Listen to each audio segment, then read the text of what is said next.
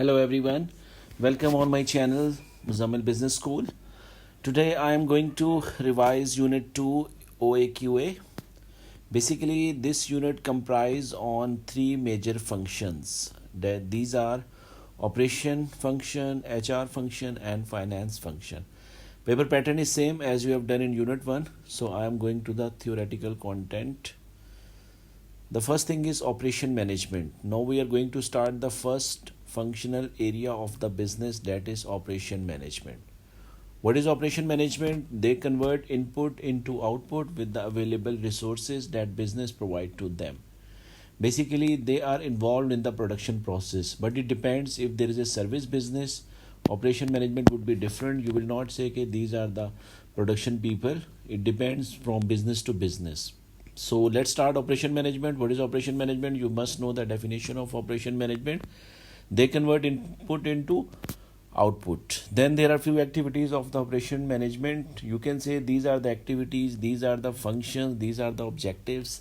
तो इनका काम क्या होता है? Basically they try to reduce costs, they try to speed up the production process, they make the goods available as much as quick possible, and same flexibility. How operation management compete for the business, competitive for the business means simply you can say operation management try to reduce cost, and other point you can write operation management improve the quality of the product. Operation management usually work with the all other functions department, मतलब ये marketing, HR, accounting, finance सबके साथ मिलके काम करता है, and they try to excel the organization. Global business, what are the opportunities and challenges for the operation management? First of all, come to the opportunities. क्या opportunities available है operation management के लिए for the global business? Simply you can say different skills, labor workforce is available, same like different quality of raw material is available globally. They can improve efficiency based on the technology available in the few countries. And what are the challenges? You can make the opposite points. Availability of raw material, cost of production is high, maybe quality issues, it vary from country to country. This is very important. Potential trade-off in operational objectives mean कोई से भी दो operational objectives, there could be bargain or trade-off between two objective, like here there are few written, cost and quality.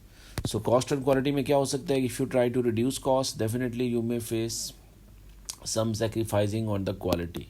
तो इस type का वो question आ सकता है कि how explain one trade-off between cost and quality or between any operational objective.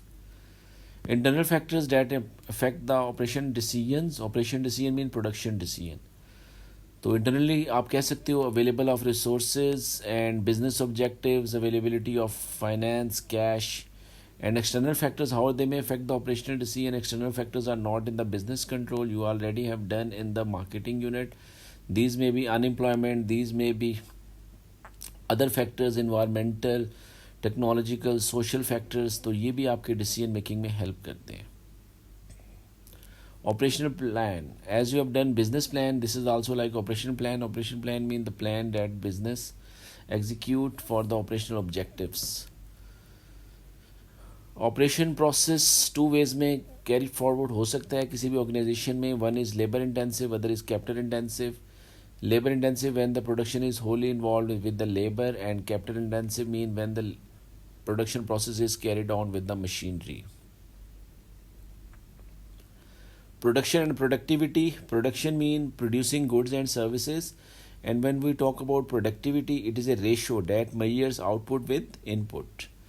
Productivity business में दो रिसोर्स या दो फैक्टर्स की कैलकुलेट हो सकती है. One is labour productivity, other is machine productivity. So again labour productivity would be having again two types, output per worker and output पर labour our. मतलब एक वर्कर कितने यूनिट बना रहा है और एक वर्कर्स के आवर्स में कितने यूनिट बन रहे हैं. These are two different things. ये न्यूमेरिकल पार्ट में आ सकती है. So if you are calculating output per worker, तो ऊपर आप आउटपुट रखें, नीचे average number of labour work force. अगर लेबर वर्क फोर्स एक ही गिवन है तो बस आप उसी पे डिवाइड कर दें. But if there is a given labour work force at start of the year, labour work force at end of the year, then you will take the average. And productivity per labour hour, so simply output divide by labour hour. And the same rule will be applied in the machine productivity. Machines کی بھی ایسے ہی ہوتی ہے کہ productivity number of machines پہ کتنی ہے اور پروڈکٹیوٹی مشین آر پہ کتنی ہے. Other types of productivity you can also calculate. Land کی پروڈکٹیوٹی ہو سکتی ہے out put per acre. Sales performance of H employees, تو اس میں بھی آپ اوپر سیلز رکھیں گے divide by average number of employees. Retail store area performance and calculation of average cost. This is important کہ ایک یونٹ کی ایوریج کاسٹ کیسے نکالتے ہیں, total cost divide by total out put. Productivity آپ کی ریڈیوس ہو گئی ہے. ویز ٹو امپروو پروڈکٹیوٹی, آپ اپنے اسٹاف کو ٹرین کریں, امپلائیز کو موٹیویٹ کریں, اپنی انویسٹمنٹ کریں ٹیکنالوجی میں. بس آپ یہ 2-3 پوائنٹ میں سے 1-2 یاد کر لیں. چیلنجز کیا ہیں انکریز پروڈکٹیوٹی کے, وہی جو آپ کے ویز ہیں اسی کو آپ تھوڑا سا ادر ویز میں لکھ دیں کہ لیٹسٹ ٹیکنالوجی ایک بہت بڑا چیلنج ہے. ٹیکنالوجی میں بی ویری ایکسپینسو اور مے بی آپ کی current technology is out dated.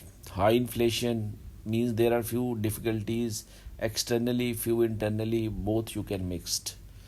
Another topic is capacity utilization.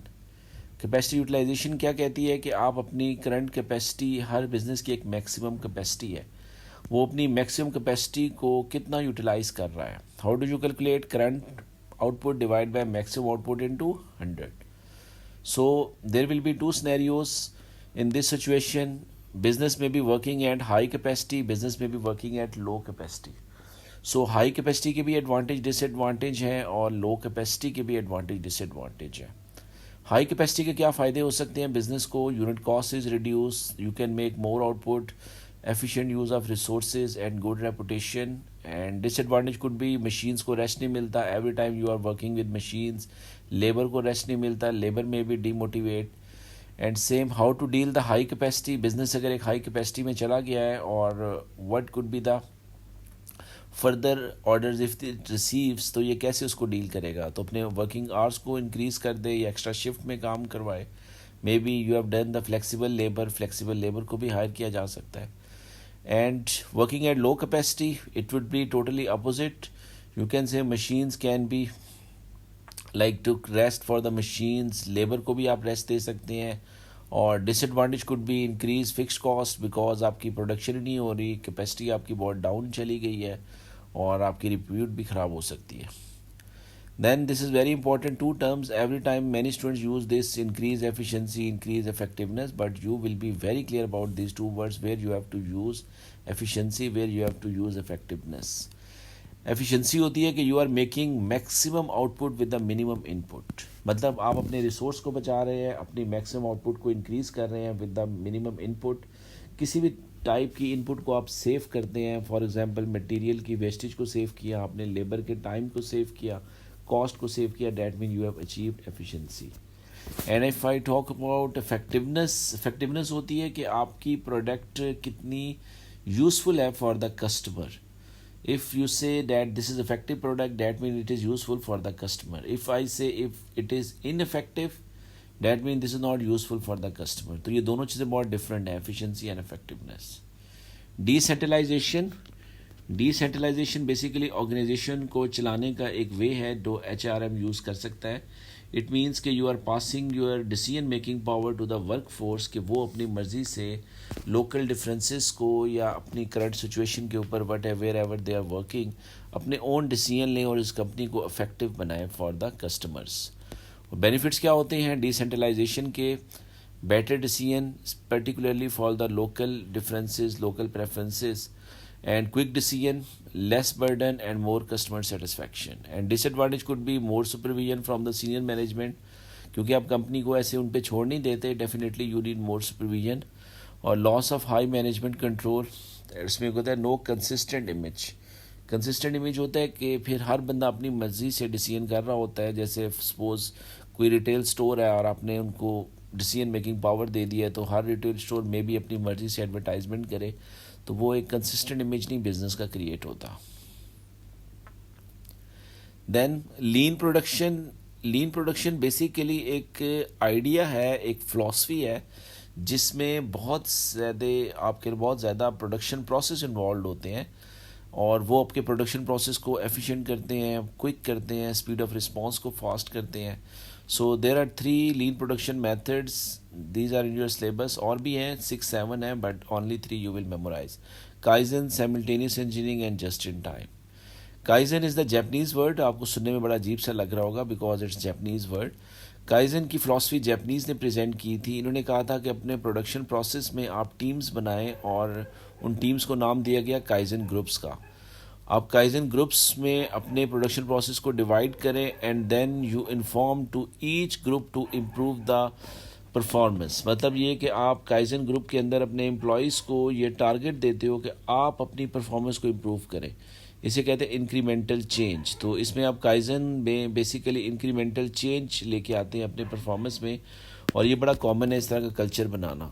اب اس کا ایڈوانٹیج یہ ہوتا ہے کہ آف کورس انکریمنٹل چینج آتی ہے, ورکرز اپنے آپ کو ویلیویبل فیل کرتے ہیں, بٹ ڈس ایڈوانٹیج یہ ہے کہ مے بی اس طرح کا کلچر دکھوانے کے لیے آپ کو امپلائیز کو ٹریننگ دینی پڑے. Employees are ریلیکٹڈ, they are not ready to do extra work یا برنگ نیو چینجز, تو وہ اتنے زیادہ آپ کہہ لیں کہ انٹرسٹڈ نہیں ہوتے. اس کے بعد سیملٹینیس انجینئرنگ, یہ بھی ایک لین پروڈکشن میتھڈ ہے جس میں آپ اپنی پروڈکٹ ڈیولپمنٹ کے سب سٹیجز کو سیملٹینیسلی ساتھ لے کے چلتے ہیں.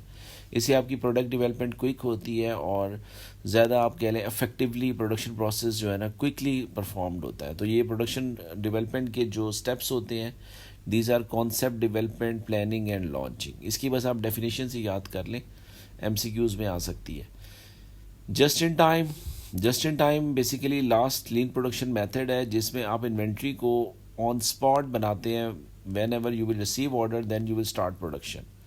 تو جی آئی ٹی کے بینیفٹس بھی ہیں. بزنس کو آف کورس اسٹوریج کاسٹ نہیں پڑتی اور انوینٹری ویسٹ نہیں ہوتی, آپ کا کیپٹل ٹائڈ اپ نہیں ہوتا. But dish advantage could be know bulk discount, delivery میں be delay. What factors that you will see for the successful JIT?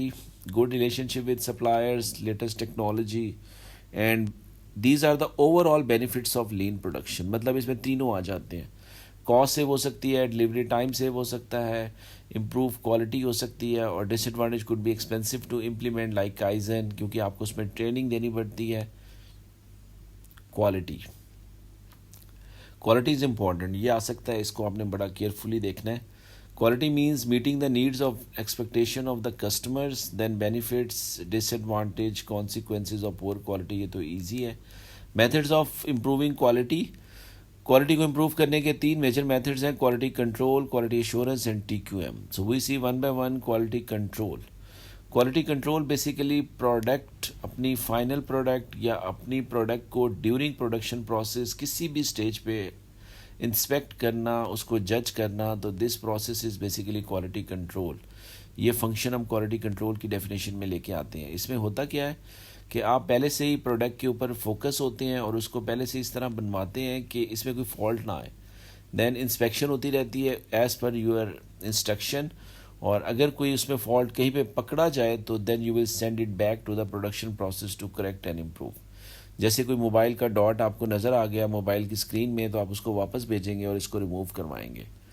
Us quality control کا ایڈوانٹیج تو ہے ہی ہے کیونکہ پروڈکشن آپ کی فالٹی کسٹمر تک نہیں پہنچتی اور it will be good in quality. But اس کا جو سب سے بڑا ڈس ایڈوانٹیج ہے وہ یہ ہے کہ it does not identify the fault before it is happening. مطلب کہ وہ فالٹ ہو جاتا ہے, then you identify this fault has happened.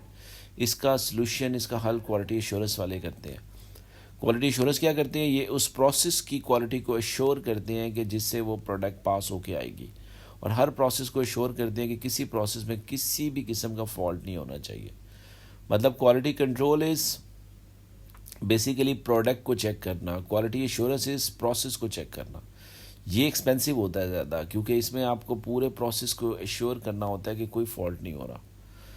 اس کی بھی اپنے ایڈوانٹیج ڈس ایڈوانٹیج ہیں. اس کے یہ ایڈوانٹیج ہیں, یو کین سے کہ اس میں کوالٹی کنٹرول کا آپ کا خرچہ بچتا ہے. You don't need quality control if there is a quality assurance is very strong, اور ایرر فری پروڈکشن آپ کی چل رہی ہوتی ہے. And the last is T Q M. T Q M میں کیا ہے؟ T Q M basically again it's a philosophy, it is a management approach of the quality کہ where all employees involved in the improvement of the production process. اب T Q M different ways میں identify ہوتی ہے, بس آپ اس میں 1-2 ویز یاد کر لیں. جیسے فار ایگزامپل کائزن ابھی ہم پڑھ کے ہی آ رہے ہیں. کائزن از اے one type of T Q M, کہ کائزن میں آپ انکریمنٹل چینج لے کے آتے ہیں ان دا پروڈکشن پروسیس اور ان دا پروڈکٹ. اس کے علاوہ آپ اس میں کانسیپٹ آف انٹرنل کسٹمر بھی ایکسپلین کر سکتے ہیں کہ اس میں جو امپلائیز ہوتے ہیں, ورکرز ہوتے ہیں ڈفرینٹ اسٹیج آف پروڈکشن پہ, they treat them self as an customers to each other. مطلب ایک امپلائی نے دوسرے امپلائی کو جب ایک پروڈکٹ دینی ہے تو وہ دوسرا امپلائی اگر وہ فالٹ میں ہوگی تو کبھی اس کو ایکسیپٹ ہی نہیں کرے گا.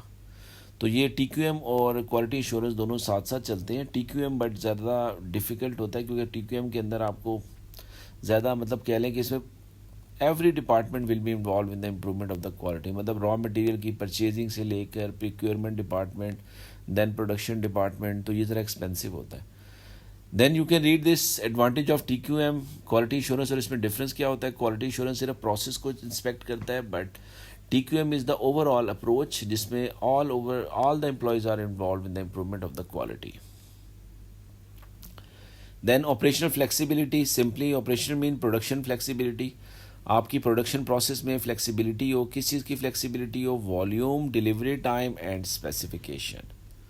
مطلب آپ والیوم میں بھی چینج لا سکیں. آپ نے زیادہ آؤٹ پٹ بنانی ہے, منیمم آؤٹ پٹ بنانی ہے, you can bring the change. Delivery time بھی ارلی کوئک ڈلیوری ہے یا لیٹ ڈلیوری ہے, اس کے اکارڈنگلی آپ مینیج کر سکیں. اینڈ اسپیسیفیکیشن میں بھی آپ چینج لا سکتے ہیں. Ways of managing operational flexibility. تو پروڈکشن میں اگر آپ نے والیوم میں فلیکسیبلٹی لانی ہے تو you have 3 major ways. These are in your syllabus. Out sourcing, flexible labour and produce to order. Out sourcing ہوتی ہے کہ you are finding another business to perform your job, to perform your production, یا even one task of your production process is also known as out sourcing. تو یہ بڑی بڑی کمپنیاں اپنے ڈفرینٹ آپریشن آؤٹ سورس کر دیتی ہیں جب ان کے پاس ٹائم نہیں ہوتا. تو آؤٹ سورسنگ کے ایڈوانٹیج بھی ہیں, ڈس ایڈوانٹیج بھی ہیں. سم ٹائم دا کمپنی میں be out source is very expert in that thing. اس سے آپ کو کاسٹ پر یونٹ کم پڑتی ہے.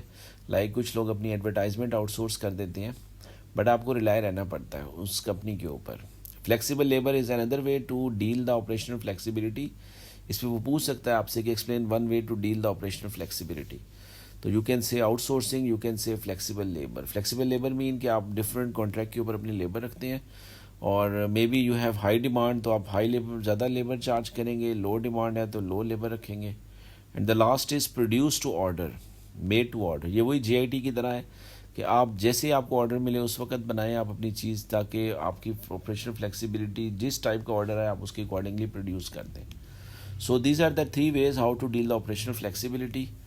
Problems of not matching supply to demand. مطلب آپ کی جو سپلائی ہے وہ بہت لیس ہو سکتی ہے, وہ ڈیمانڈ سے میچ نہیں کر رہی, یا آپ کی سپلائی بہت ایکسیس ہے اور ڈیمانڈ بہت لو ہے, یا آپ کی سپلائی بہت لو ہے ڈیمانڈ بہت ہائی ہے. تو what could be the problem simple ہی ہے کہ کسٹمر ڈسسیٹسفیکشن ہوگی, اسٹاک آؤٹ ہو سکتا ہے, اوور اسٹاک بھی ہو سکتا ہے, ڈیپینڈز آن دا سچویشن.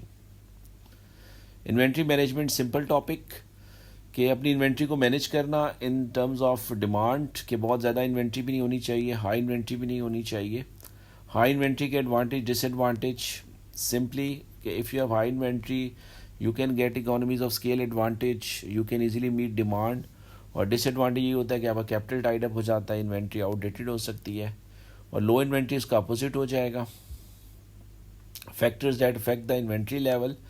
تو انوینٹری لیول پہ کون سے فیکٹر افیکٹ کرتے ہیں کہ آپ نے کتنا انوینٹری لیول مینیج کرنا ہے. ڈیمانڈ بھی ہو سکتا ہے, اکانومیز آف اسکیل بھی ہو سکتا ہے, cost and benefits of holding inventory بھی کہہ سکتے ہیں آپ. پھر یہ چھوٹا سا چارٹ ہے, آپ کے سلیبس میں چارٹ بنانا نہیں آئے گا آپ کے سلیبس میں, but you should know the interpretation of the chart. تو اس میں سب سے پہلے کیا کرتے ہیں, اف آئی ڈرا ہیئر, سب سے پہلے آپ نے ایک میکسیمم انوینٹری لیول رکھنا ہے جو اس کے ٹاپ پہ ہوگا, اور ایک منیمم انوینٹری لیول ہوگا جو اس کے باٹم پہ ہوگا. یہ بزنس ڈیسائیڈ کرتا ہے کہ how much is maximum, how much is minimum. تو میکسیمم سے اسٹاک آپ کا ڈاؤن جاتا ہے منیمم پہ, پھر ریفل ہوتا ہے, پھر ڈاؤن ہوتا ہے, لائک دس. اس طرح یہ اسٹاک کی لائن ہے جو کنٹینیو رہے گی. سو میکسیمم پہ بھی جائے گی, منیمم پہ بھی جائے گی, اور اس کے جو نیچے والا جتنا بھی اسٹاک ہوتا ہے اسے کہتے ہیں بفر انوینٹری. بفر انوینٹری وہ انوینٹری ہوتی ہے جو آپ اپنے ایمرجنسی اسٹاک ایمرجنسی کے لیے اپنے پاس ہولڈ کرتے ہیں. اور اس کے بیچ میں ایک آرڈر لیول ہوتا ہے, اسے کہتے ہیں ری آرڈر لیول. مطلب جب بھی آپ نے انوینٹری کو آرڈر کرنا ہے تو آپ اس آرڈر کے اوپر اس لیول پہ اپنی انوینٹری کو آرڈر کرتے ہیں. یہ بھی A2AS کے پیپر میں آئی تھی اس کی definition, define the term re order level. تو اس کی ڈیفینیشن آپ نے یاد کر دینی ہے, لیڈ ٹائم, بفر انوینٹری اور اسٹاک کنٹرول چارٹ. یہی ہوتا ہے کہ اس سے انوینٹری مینیج بیٹر ہو سکتی ہے. Just in time we have already done. اب یہ 2 انوینٹری کنٹرول سسٹم ہیں, just in time and just in case. تو جسٹ ان ٹائم کو دوبارہ اس لیے ایکسپلین کیا گیا کیونکہ یہ جسٹ ان کیس سے ملتا جلتا ہے. جسٹ ان ٹائم میں یہ ہوتا ہے کہ آپ اپنی انوینٹری آن اسپاٹ پروڈیوس کریں گے when you will get the order, اور جسٹ ان کیس میں آپ اپنی انوینٹری پہلے سے بنا کے رکھیں گے. تو سمپلی کچھ لوگ جسٹ ان کیس یوز کرتے ہیں, کچھ لوگ جسٹ ان ٹائم یوز کرتے ہیں. دونوں کی ڈفرینٹ اپنی امپورٹنس ہے, دونوں کے اپنے ایڈوانٹیج اور ڈس ایڈوانٹیج ہے. Selection of supplier, very simple کہ when you are selecting any supplier for any thing, تو اس کے لیے آپ رائٹ پرائز دیکھتے ہیں کہ وہ آپ کو پرائز ٹھیک دے, کمپیٹیٹیو پرائز دے, رائٹ کوالٹی دیکھیں گے, رائٹ کوانٹٹی پہ دے, right time and right place, کہ آپ کو بہت ایکسپینسو نہ پڑے. Supply chain management, supply chain management basically involved ہے انٹائر پروسیس جس میں آپ کی کمپنی کی را مٹیریل کی بائنگ سے movement of like raw material to the production and production finish goods from the production to the customer destination یا retailer, this all process is known supply chain management. مطلب supply chain is very Broad word. Supply chain میں production بھی آ جاتی ہے, supply chain میں procurement department جو raw material خریدتا ہے وہ بھی اس کے اندر آتا ہے. Supply chain is a broad word.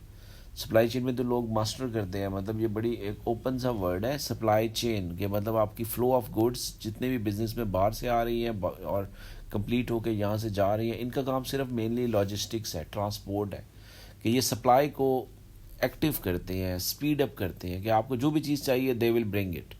مطلب ایک گاڑی بھی بنے گی تو گاڑی کے ٹائر چاہیے تو ان کو پتہ ہے ٹائر کہاں سے ملیں گے, یا ان کو آرڈر کریں گے سپلائی چین والوں کو, اسی وقت آپ کو ٹائر لا کے دے دیں گے. تو دے نو آل دا تھنگس, کہاں سے کیا چیز ملے گی, کہاں سے کتنی جلدی ٹرانسپورٹ ہوگی. تو یہ supply chain is very very important department, اور اس کے اوپر پورا 9 مارکس کا کوشچن آ سکتا ہے.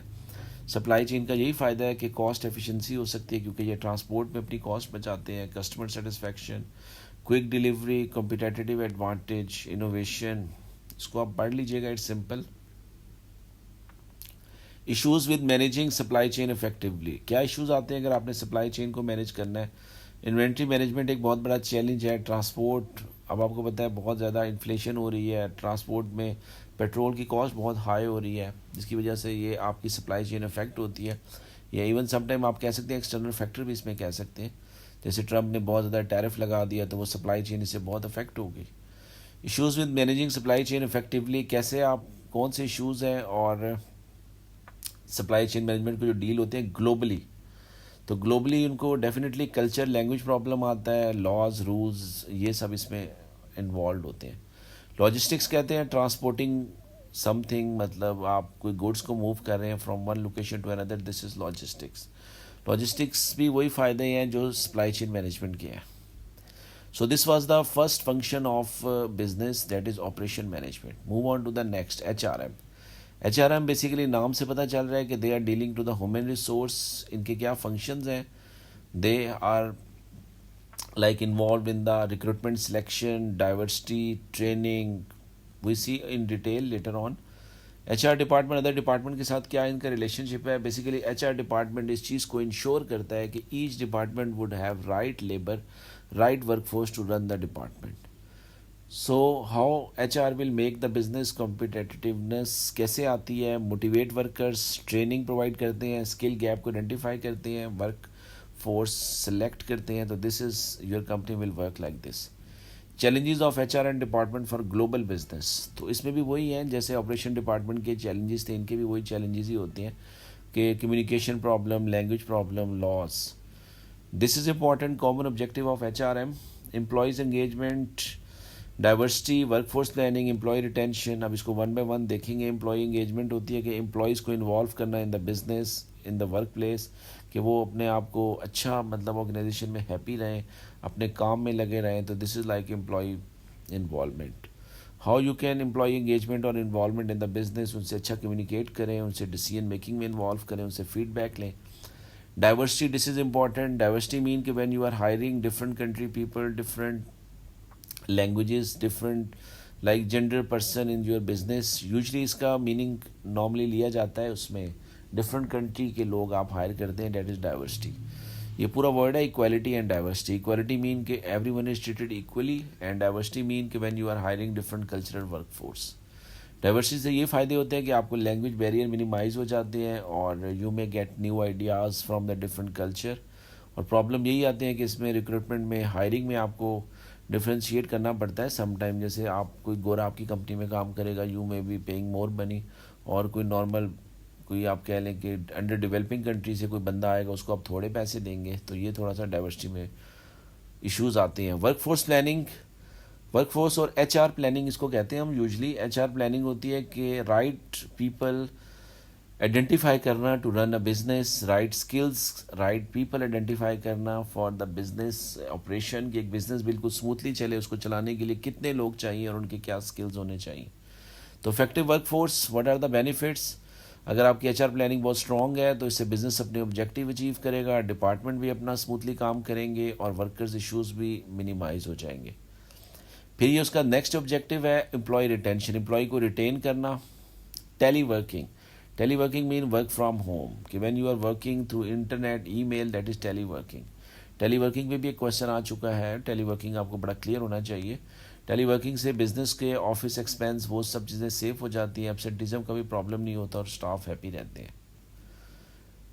دین there are some H R data, that is calculation, یہ آپ کو آنی چاہیے. لیبر پروڈکٹیوٹی کیسے نکالتے ہیں, number of employees living divide by labour turn over, number of employees living divide by average number employed into 100.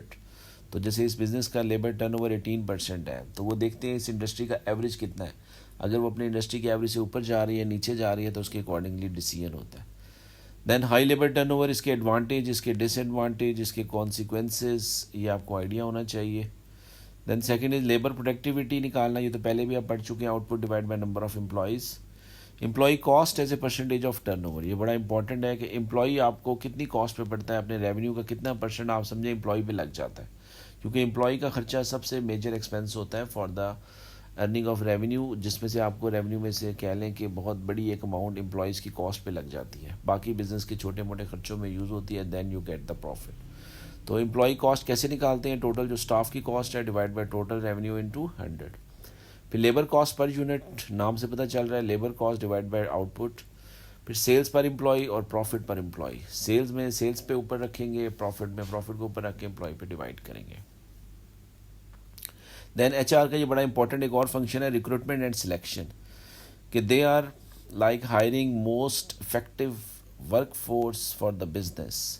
اس میں دو ورڈ ہیں, effective recruitment, effective selection. Recruitment کا مطلب ہوتا ہے کہ رائٹ امپلائیز کو فائنڈ کرنا with through advertisement, through by means different means, چاہے آپ اس کو اس کی آپ کہہ لیں ویب سائٹ کے اوپر اس کا ایڈ ڈالیں, مطلب رائٹ کینڈیڈیٹ کو ڈھونڈنا is like effective recruitment. When you are informing to the right people that we have vacant post for you, that is effective recruitment. And effective selection mean کہ when you select the most suitable person from the recruitment team, جو آپ نے recruitment team میں سے اپنا add لگایا and you get the CVs, تو پھر آپ اس میں سے اپنا suitable candidate select کرتے ہیں. recruitment دو ٹائپس کی ہے, internal and external. انٹرنل میں آپ کمپنی کے اندر سے کوئی بندہ ہائر کرتے ہیں, ایکسٹرنل میں آپ کمپنی کے باہر سے کوئی بندہ ہائر کرتے ہیں. Internal recruitment is usually sort of internal promotion, but external میں آپ باہر سے بندہ ہائر کریں گے. پھر دونوں کے آپ کو ایڈوانٹیج اور ڈس ایڈوانٹیج آنے چاہیے. After this there are very clear differences between method of recruitment, method of selection. ایک دفعہ ایگزام میں آیا تھا کہ explain one method of recruitment.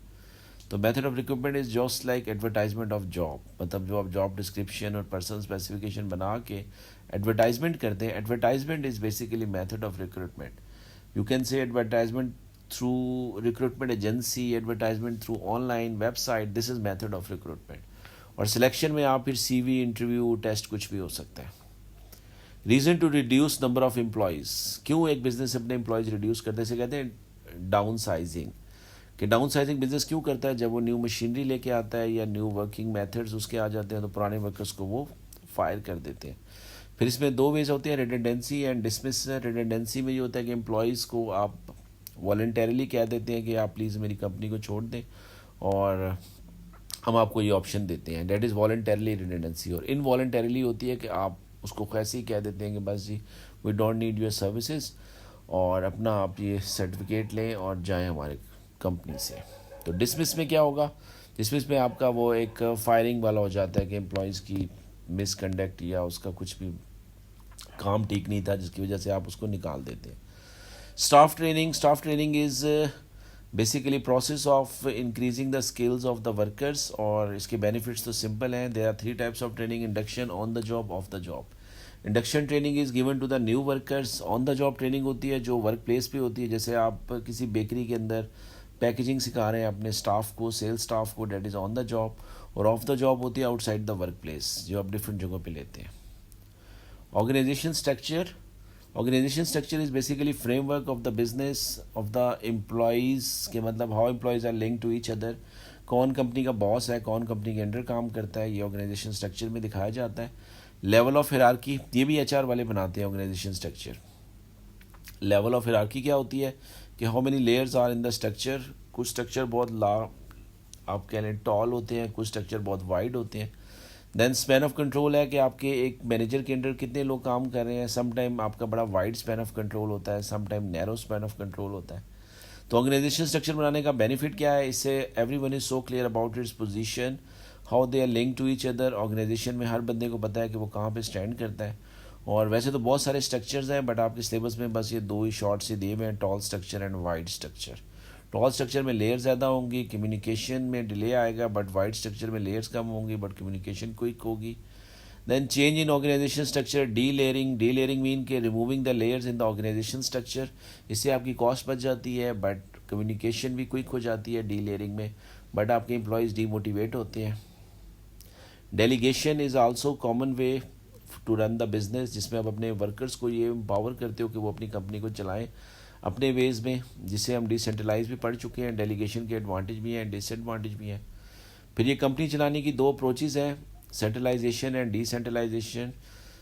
Centralisation means کہ when the top level people, top level managers decide what we have to do, کیسے کرنا ہے. مطلب senior managers take decision, they don't involve, آپ کہہ لیں ادر مینیجرس کو نہیں وہ ڈیسیژن پاور دیتے. ڈیلیگیشن نہیں ہوتی اس میں, وہ سینٹرلائزیشن ہے. D centralisation is the opposite. تو دونوں کے اپنے ایڈوانٹیج ڈس ایڈوانٹیج ہیں. Motivation is very common. Motivation means کہ it is like tool that manager use to make the workers happy. پھر اس کے سمپل بینیفٹس ہیں کہ ہائی پروڈکٹیوٹی, آپ کہہ لیں لوور لیبر ٹرن اوور. دین موٹیویشن کے اوپر ڈفرینٹ تھیوریز ہیں. کچھ لوگ کہہ رہے ہیں تھیوریز کو اسکپ کر دیں, بٹ آئی ول اسٹرانگلی سے کہ اسکپ کچھ نہ کریں, ہر چیز پڑھ کے جائیں. ٹیلر تھیوری کیا کہتی ہے موٹیویشن کے بارے میں کہ منی از دا مین موٹیویٹر. پیسہ دیں لوگوں کو, دے will be happy to work for you. اور پیس ریٹ پہ پیسے دیں, پیس ریٹ مین آؤٹ پٹ پہ پیسے دیں. پھر اس کی تھیوری پہ یہی کرٹیسزم تھا کہ آل workers don't come for the منی. کچھ لوگ ڈفرینٹ ڈیزائر کے لیے جاب کرتے ہیں. تو اس کے بعد پھر ماسلو کی تھیوری ہے, اس نے 5 نیڈس بتائی کہ آپ یہ اپنے امپلائیز کی 5 نیڈس پوری کر دیں, دے will be motivated. Basic needs میں آپ کی فوڈ, شیلٹر, واٹر آ جائے گا, اور اس کو آپ زیادہ پیسے دیں, منی دیں, دے will be motivated. Safety needs میں ان کی سیفٹی آ جاتی ہے کہ دے ول feel safe in the job place. اور یہ کیسے فل ہوگا, یو کین سے سیفٹی میں آپ ان کو کانٹریکٹ آف امپلائمنٹ دے سکتے ہیں. سوشل نیڈز میں سوشلائزنگ کرنا, ورکرز کو ٹیمز میں کام کروانا, ان کے سوشل ایونٹس وغیرہ کروانا. اسٹیم نیڈس کہتے ہیں سیلف رسپیکٹ کو, اس کو آپ employee of the month award دیں, آپ اس سے اچھا گریٹنگس کریں, پریز کریں. اینڈ دین سیلف ایکچولائزیشن کا مطلب ہوتا ہے کہ امپلائیز کے پوٹینشیل کو انہینس کرنا, اس کی پوٹینشیل کو گرو کرنا ود دیم پرووائڈنگ ٹریننگ, اور اس کو اپرچونیٹیز فار پروموشن دیں, اس کو چیلنجز ٹاسک دیں, جیسے وہ اپنی اسکلس کو امپروو کرے. That is self actualisation. تو ماسلو کی بھی تھیوری پہ یہی مین آبجیکشن تھا کہ کیسے آپ ایک امپلائی کی نیڈ کو آئیڈینٹیفائی کریں گے, ایٹ وٹ لیول اٹ اور ہی اور شی از, کہ وہ بیسک نیڈس پہ ہے, سوشل نیڈس پہ ہے, تو یہ بہت ڈیفیکلٹ ہوتا ہے. پھر لاسٹ تھیوری آپ کے سلیبس میں ہرزبرگ نے بیسیکلی 2 فیکٹرز آئیڈینٹیفائی کیے تھے, motivators and hygiene factors. Motivators وہ ہوتے ہیں جو امپلائیز کو موٹیویٹ کرتے ہیں, and these are intrinsic factors, اور اس میں these are cause for motivation, اور ہائیجین فیکٹرز وہ ہوتے ہیں جو these can cause for D motivation. مطلب اس سے موٹیویشن نہیں آتی بٹ ڈی موٹیویشن انہینس ہوتی ہے. دین فائنینشیل میتھڈس, آپ کے موٹیویٹرز میں 2 میتھڈز آتے ہیں, financial and non financial. Financial میں آپ سیلری دے سکتے ہیں, سیلری میں بھی time rate, piece rate, commission دیا جا سکتا ہے, that is a percentage of sales. اس کے بھی ایڈوانٹیج ڈس ایڈوانٹیج ہیں. دین نان فائنینشیل میں آپ کے ٹریننگ دے دیں, اپرچونیٹی فار پروموشن آپ دے دیں, امپاور کر دیں, یا امپلائی کنسلٹیشن یا جاب ری ڈیزائن. تو امپلائی کنسلٹیشن تھوڑی سی ڈیٹیل میں ہے کہ امپلائیز کو انوالو کریں ان دا decision making. How you can involve, you میں آسک سجیشن, اوپینین, میٹنگس, اور بینیفٹس تو اس کے وہی ہیں کہ وہ موٹیویٹ ہوں گے اور جاب ریڈیزائن کر لیں. ٹریڈ یونین یہ بھی ایک ایچ آر والے سم ٹائم الاؤ کرتے ہیں آرگنائزیشن میں کہ ٹریڈ یونین بن جائے. Trade union basically group of workers ہیں ود ان دا بزنس کے اندر ہی ہوتے ہیں, and they join together these workers, اور ایک اپنا ایون یونین آفس بھی بنا لیتے ہیں جس میں they protect their rights to each other, کہ کوئی کسی کے ساتھ ڈسکریمنیشن نہ کرے. دونوں کے ایڈوانٹیج آپ کے سلیبس میں ہے, امپلائر اینڈ امپلائی. امپلائر کے لیے کوئک ڈیسیجن میکنگ ہو جاتی ہے, اور امپلائی کو یہ ہوتا ہے کہ اس کے رائٹس پروٹیکٹڈ ہیں. پھر ایک اور آرگنائزیشن میں ہوتے ہیں ورکرز ڈائریکٹرز. یہ کون لوگ ہوتے ہیں؟ Basically these are employees who are appointed to the board of directors of a company, giving them a formal role in the governance and decision making process at the highest level. Right, کہ اس میں آپ basically اپنے employees کو یہ empower کرتے ہیں. Top level management board of directors کی طرف سے اپوائنٹڈ ہوتے ہیں, یہ ورکرز ڈائریکٹرز ہوتے ہیں. دے سٹ and they involve in the decision making with the other board of directors, اور یہ بیسیکلی ورکرز کے ڈائریکٹرز ہوتے ہیں. دین ways to manage and improve employee communication, یہ تو سمپل ہے. Finance last unit. So we have done H R, we have done operation management, this is finance. Finance کیا ہوتا ہے؟ منی. فائنینشیل ڈپارٹمنٹ کا کام ہوتا ہے منی مینیج ہو بزنس میں, مطلب بزنس کو فائنینشیل ڈیفیکلٹی نہ آئے. And in this regard, first of all, you should know financial objectives. Their objectives are return on investment should be high, improve cash flow. They make two statements. One is statement of profit or loss. یہ کیا ہوتی ہے؟ اس میں business اپنا profit calculate کرتا ہے. Profit کے لیے سب سے پہلے آپ ریونیو لکھتے ہیں. Revenue is the total income that business earned, and how it is calculated unit sold multiply by selling price. Revenue کی بات ہوتی ہے cost of sales. Cost of cell کا مطلب ہے cost of goods to be sold, مطلب جو چیز آپ نے بیچی ہے اس کو خریدا کتنے کا تھا. بیسیکلی کاسٹ آف سیل کو اگر میں اور سمپل ورڈ میں کہوں تو دس از purchases. Cost of cell is purchases, ایک چیز آپ نے سیل کی, اس کو پرچیز کتنے کا کیا تھا. سو کاسٹ آف سیل میں سے سیل ہمیشہ سبٹریکٹ ہوگی, you get the gross profit. Gross profit is the trading profit, مطلب آپ نے بیسیکلی ایک ٹریڈ کی, ایک چیز خرید کے بیچی, اس پہ آپ کو کتنا پروفٹ ہوا. بیکن ہاؤس کا گراس پروفٹ نہیں نکلے گا. Y? Because bacon house is not a trading business. یہ گراس پروفٹ نکلتا ہے جو بزنس ٹریڈ کرتے ہیں. What is operating profit? When you have gross profit, اس میں سے بزنس اپنے ادر ایکسپینس مائنس کرے گا. دس از کالڈ آپریٹنگ کاسٹ اور آپریٹنگ ایکسپینس. تو گراس پروفٹ میں سے آپ آپریٹنگ ایکسپینس سبٹریکٹ کریں گے, you get the operating profit. مطلب یہ سیل میں سے یہ چیزیں آہستہ آہستہ لیس ہوتی جاتی ہیں. ہم سیلس کو اپنے پیور پروفٹ کی طرف لے کے آ رہے ہیں. سو پروفٹ, سمپلی پروفٹ از دا ریونیو مائنس ایکسپینس. پروفٹ سے آپ ایکسپینشن کرتے ہیں, سروائیول ہوتی ہے. پھر اس میں difference between gross profit and operating profit. تو گراس پروفٹ جو ہوتا ہے وہ ریونیو اور کاسٹ آف سیل کا ڈفرینس ہے, اور جو آپریٹنگ پروفٹ ہے وہ گراس پروفٹ میں سے آپریٹنگ ایکسپینس سبٹریکٹ ہوتے ہیں. دین difference between cash and profit. Yes true, cash اور پروفٹ ایک چیز نہیں ہوتی. Cash is the physical money that business hold, and profit is revenue minus expense. Difference between profit and profitability. So profit main simply revenue minus expense, and profitability in short measures کہ آپ کتنا profit as a percentage of revenue ارن کر رہے ہیں. سو اس کے لیے تین ratios, تین ٹائپس کی ٹرم یوز ہوتی ہیں: gross profit margin, operating profit margin and R O I. So gross profit margin ہوتی ہے gross profit divide by revenue into 100. یہ آپ کا 2 مارکس میں آ سکتا ہے, چھوٹا سا گراس پروفٹ مارجن پوچھ لے, gross profit divide by revenue into 100. اور آپریٹنگ پروفٹ مارجن کیسے آئے گا؟ Operating profit divide by revenue into 100. اور لاسٹ ہے R O I, return on investment. دو بار آپ پروفٹ رکھیں گے, divide by investment into 100. Working capital. Working capital is basically pocket money of the business, مطلب business کے پاس جو ڈیلی روٹین کو خرچے کرنے کے لیے جو پیسہ ہوتا ہے, that is called working capital. اور ورکنگ کیپٹل ہم نکالتے کیسے ہیں؟ فائنینس میں current assets minus current liabilities. Current assets کیا ہوتے ہیں؟ ایسٹس بیسیکلی بزنس کے فائنینشیل ریسورس ہیں جو بزنس یوز کر سکتا ہے for the needing business expenses. اور اس میں کرنٹ ایسٹس وہ ایسٹس ہیں جو کیش میں کنورٹ ہو جاتے ہیں, مطلب جس سے فوراً کیش آ جاتا ہے, like inventory, receivable, cash at bank, یہ کرنٹ ایسٹ ہے. اور کرنٹ لائبلٹیز جو آپ کو ود ان 1 ایئر دینی ہو, تو آپ دیکھتے ہیں کہ اگر ہم اپنی لائبلٹی پے آف کر لیں کرنٹ ایسٹ سے, تو how much money we have left for the working capital. Working capital अच्छा होगा तो you can easily pay your wages, labour wages, short term loans pay off कर सकते हैं. और how to improve working capital, owner investment, sale of inventory. But difficulty क्या होती है वर्किंग कैपिटल इम्प्रूव करने की, क्योंकि सेल्स बहुत ज़्यादा आप कह लें कि फ्लैक्चुएटिंग होता है. उसके अलावा कस्टमर आपको डिले करते हैं पेमेंट्स में, कैश फ्लो प्रॉब्लम हो जाता है. फिर प्रॉफिट को कैसे इंप्रूव करें और प्रॉफिटेबिलिटी को कैसे इंप्रूव करें. तो प्रॉफिट को तो आप कह सकते हो एक्सपेंस को कंट्रोल करें, दोनों में सेम पॉइंट भी लिखे जा सकते हैं. बट प्रॉफिटेबिलिटी के लिए आप कह सकते हो इंक्रीज सेलिंग प्राइस या रिड्यूस कॉस्ट प्राइस, तो आपकी प्रॉफिटेबिलिटी इंप्रूव होगी. और डिफ़िकल्टी क्या होती है प्रॉफिट या प्रॉफिटेबिलिटी इंप्रूव करने में, क्योंकि आपकी अब operating cost day by day increase होती जा रही है, चीज़ें कॉस्टली हो रही हैं, इन्फ्लेशन है, महंगी चीज़ें आ रही हैं, pricing strategies different business adopt कर लेते हैं. बड़ी कंपनी लो प्राइस पे ऑफ़र कर देती है आपको ऑटोमेटिकली, फिर आपको लो प्राइस पे उसके साथ compete करना पड़ता है. तो there are many issues for the profit और प्रॉफिटेबिलिटी. फिर एक और फाइनेंस डिपार्टमेंट का बड़ा इंपॉर्टेंट ऑब्जेक्टिव होता है बजट्स बनाना. बजटिंग होती है कि it is the financial plan for the future, कि आपने फ्यूचर में कितने पैसे आएंगे, कितने पैसे जाएंगे. बजट से आप कोऑर्डिनेशन होती है डिफरेंट डिपार्टमेंट्स की, क्योंकि हर डिपार्टमेंट अपना बजट बनाता है. और लाइक कैश बजट बनता है, एचआर की प्लानिंग का बजट बनता है कि उस पर कितना खर्चा आएगा. तो हर डिपार्टमेंट अपने वेज में कर रहा होता है.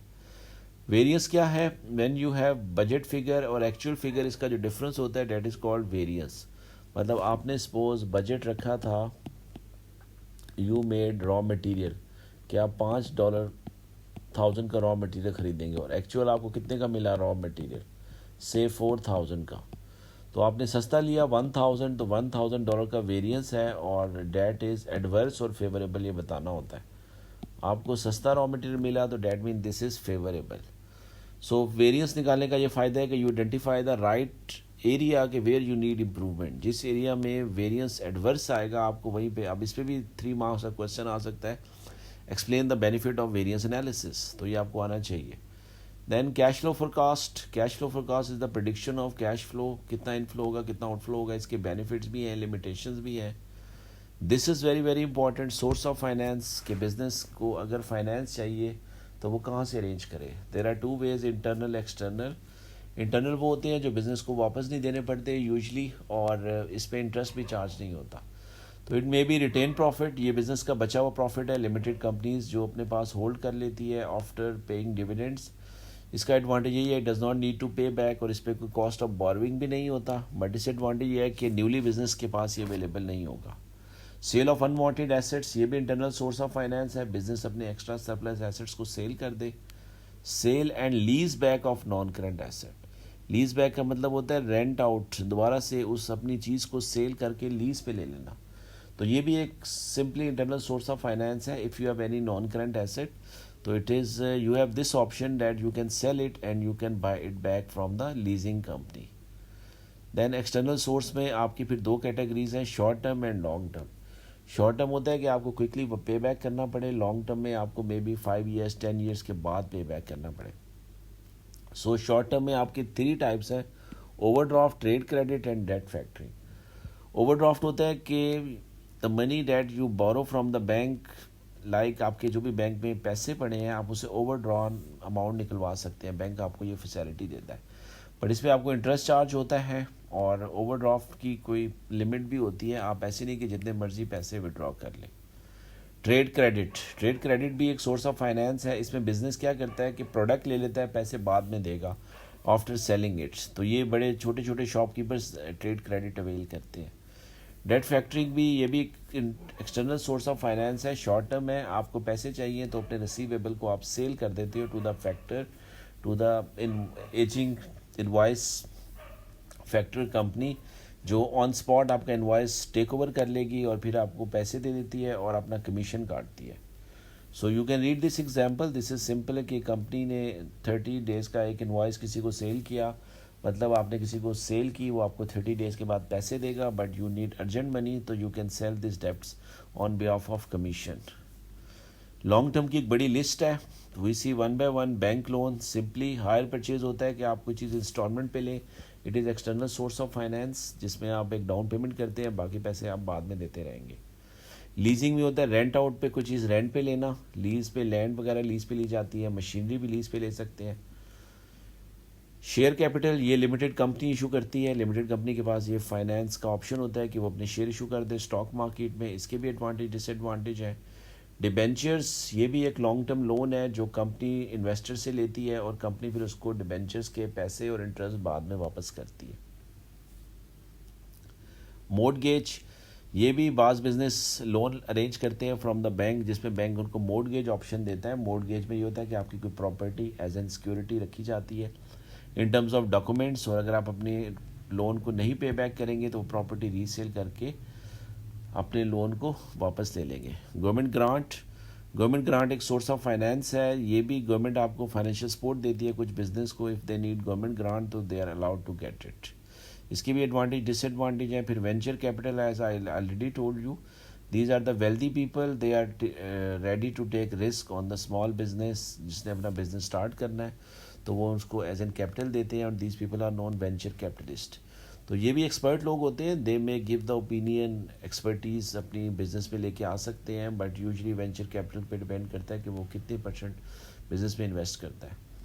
Micro finance is short term loan. یہ آپ کہہ لیں کہ بہت ہی اسمال اماؤنٹ ہوتی ہے. بڑی کمپنیز آپ کو مائکرو فائنینس نہیں آفر کرتی, بڑے بینکس, تو آپ کو پھر مائکرو فائنینس کے چھوٹے بینک کی طرف جانا پڑتا ہے. کراؤڈ فنڈنگ یہ چیریٹیز کے لیے ہوتی ہے کہ when you collect small amount from the large group of people, تو یہ چیریٹی سے آپ کلیکٹ کرتے ہیں. دس is important. Factors influencing the choice of finance. کون سے فیکٹر آپ دیکھیں گے؟ کاسٹ آف بوروئنگ, بزنس کی initial history, flexibility, and I think this is second last, break even. What is break even? Break even is the point where total revenue is equal to total cost. اس کی بھی calculation آ سکتی ہے. Break even is fix cost divide by contribution, اور break even سے extra آپ unit بیچ رہے ہیں, دس is called margin of safety. کہ اگر آپ کے 1000 یونٹ بریک ایون ہے اور آپ نے اگر 1200 یونٹ بیچے, سو 200 unit is margin of safety. پھر یہ اس کی کیلکولیشنز ہیں, اس کو آپ دیکھ لیجئے گا. اور بریک ایون چارٹ ہے. بریک ایون چارٹ آپ کے سلیبس میں بنانا نہیں ہے, دس is very good thing, but اس کی انٹرپریٹیشن آپ کے سلیبس میں ہے. کوئی بھی چارٹ بنانا نہیں ہوتا, بس اس کی انٹرپریٹیشن ہوتی ہے. اگر یہ بنا ہو تو اس میں کون سی لائن کس چیز کی ہے. سو بریک ایون کے اندر آپ کو 3 لائنز بیسیکلی ڈرا کرنی پڑتی ہے. میں چھوٹا سا چارٹ یہاں ڈرا کر دیتا ہوں لائک دس. اس میں یہاں پہ نیچے رکھتے ہیں اپنی آؤٹ پٹ, اور یہاں پہ ہوگا ریونیو اینڈ کاسٹ. تو سب سے پہلے ایک فکس کاسٹ کی لائن ہوتی ہے جو بالکل اسٹریٹ ہوگی. ایک سیلز ریونیو کی لائن ہوتی ہے جو بالکل اپورڈ جا رہی ہوتی ہے, اور ٹوٹل کاسٹ کی لائن ہے وہ سیلز ریونیو سے انٹرسیکٹ کر کے نیچے ہو جاتی ہے. تو یہ جو پوائنٹ جہاں پہ انٹرسیکشن ہوتا ہے دونوں کا, that is called break even. سو اس کے اوپر والا ایریا پروفٹ ہے اور نیچے والا ایریا سارا لاس ہے. تو دس is like break even chart. اس میں وہ کوئی لائن آپ سے اسکپ کر سکتا ہے, تو آپ سے پوچھ سکتا ہے کہ یہ لائن بتائیں کون سی ہے, ایکس یا وائی. تو بریک ایون سے یہی آپ کو ہیلپ ملتی ہے کہ یہ آپ کو ہیلپ کرتا ہے ڈیسیجن میکنگ میں کہ how many units you must produce to sell it, اور آپ کو نقصان نہیں ہوتا بریک ایون نکالنے سے. پروفٹ لیول کیلکولیٹ کر سکتے ہیں. بٹ بریک ایون کے لیے ہم کچھ ازمپشنز لیتے ہیں, اور یہی ازمپشن اس کی لمیٹیشنز بھی ہوتی ہیں, کیونکہ بریک ایون ہم ایک ایسے بزنس کا نکال سکتے ہیں جو ایک سنگل پروڈکٹ بناتا ہے. ملٹی پروڈکٹ کا بریک ایون نہیں نکل سکتا. پھر بریک ایون کے لیے ہمیں فکسڈ کاسٹ ازیوم کرنا پڑتا ہے کہ وہ ان چینج رہے گی.